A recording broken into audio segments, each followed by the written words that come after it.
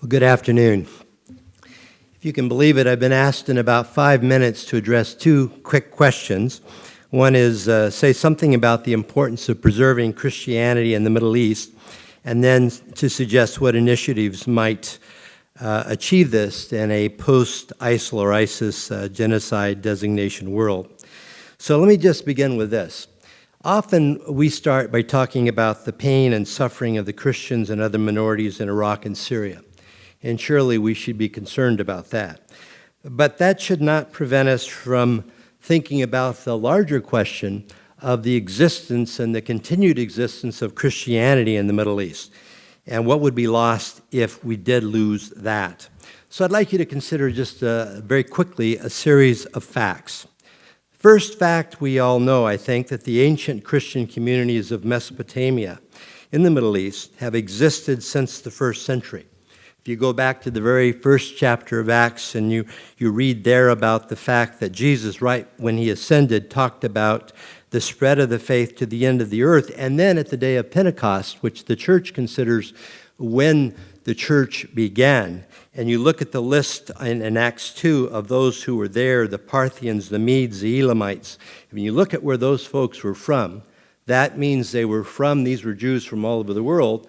These were folks who were from Iran and southern Iraq.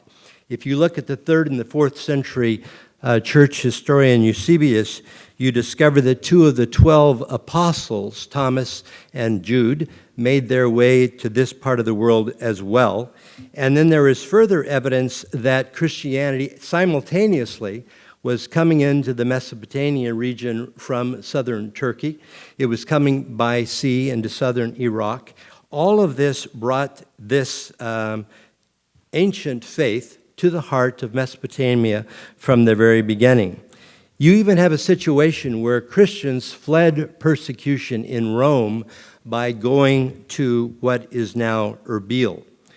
And if you attend a mass in Erbil, you will hear a language that is closer to that which Jesus spoke than any place else probably in the world. So the first fact is we're talking about the ancient Christian faith.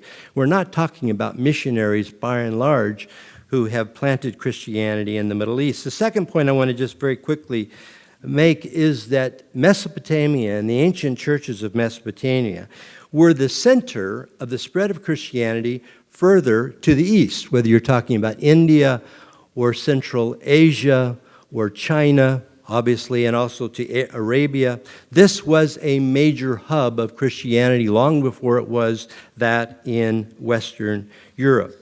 The third thing I want to just remind you of, if you do a study of Islamic civilization, particularly between the 8th and the 13th century, and any honest Islamic historian will tell you this, it was the Christian Assyrian civilization which had a huge impact on their own civilization. It was a vibrant civilization.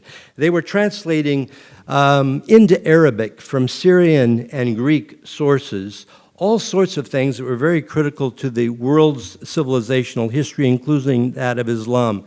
That's why I liked very much what I heard yesterday at the press conference when Professor Alexei Mukharzel talked about the need to even have a new museum and new digs and recover the memory of Mesopotamia, because this, of course, is what genocide tries to do as the last step, is to destroy the very memory of a people. The fourth fact I want to have you keep in mind here is that the survival and the thriving of Christians in the Middle East is absolutely, and I'm talking about Yazidis, Jews, other minorities as well, is critical for maintaining in the Middle East that vibrant culture that had existed for many, many centuries. Think of Old City Jerusalem, and Jews and Muslims and Christians all consider it a center of their world. The same should be true for much of the rest of the Middle East.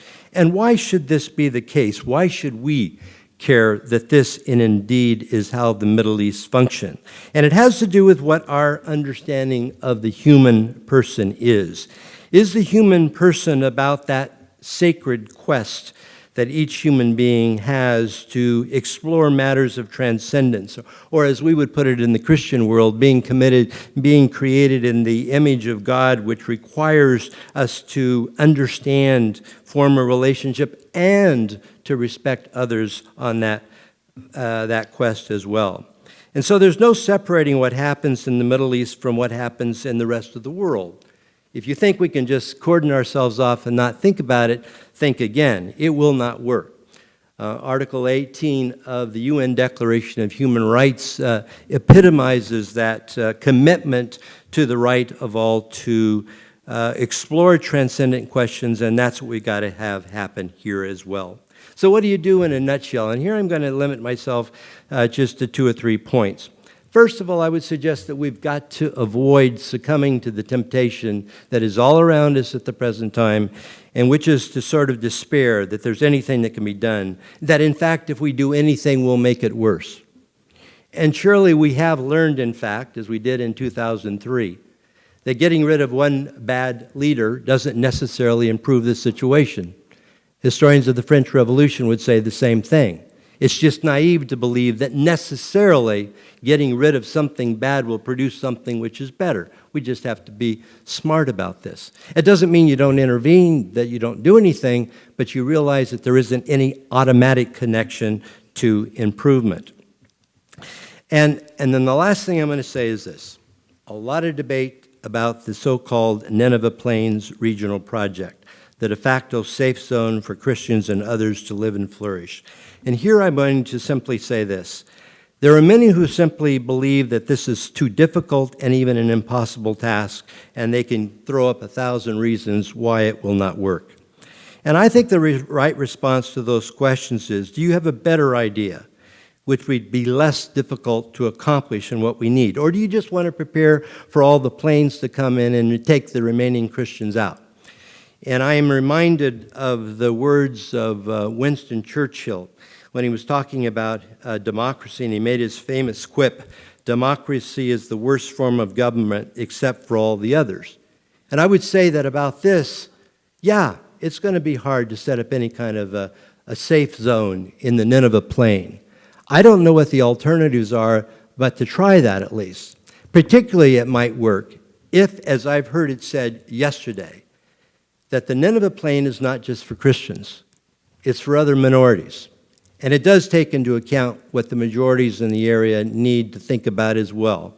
And if we do that, we think about all the minorities and we try to set something up, and we try to go beyond words and to say, can we guarantee through police and military presence of some sort of protection for whatever is set up, we've at least got a chance. And I would argue we've at least got to try. Thank you.